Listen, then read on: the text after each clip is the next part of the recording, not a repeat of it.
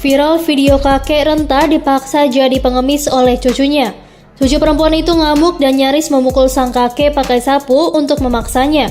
Terungkap kenyataan pilu, ibu pergi dan ayah dipenjara. Seperti apa kisah lengkapnya?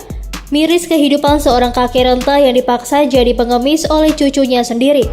Di usianya yang sudah tua, kakek renta di Grobongan, Jawa Tengah ini mendapat perlakuan kasar dari cucunya. Ia dipaksa mengemis oleh sang cucu yang minta uang jajan. Video tersebut awalnya diunggah oleh pemilik akun TikTok @r10.famina. Di video tersebut terlihat seorang kakek renta mengenakan kemeja kotak-kotak lengan panjang dan celana pendek. Kakek itu duduk di sebuah dipan kayu depan rumahnya. Kemudian ada remaja putri yang merupakan cucu kakek itu. Remaja itu marah-marah membawa sapu. Bahkan ia terlihat berusaha memukul sang kakek dengan sapu yang dibawanya.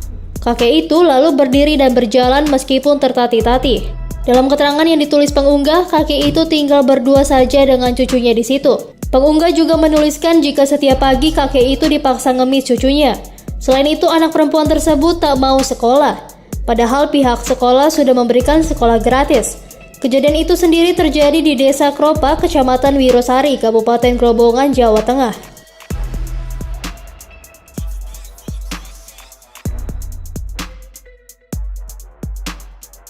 Terima kasih sudah nonton. Jangan lupa like, subscribe, dan share ya.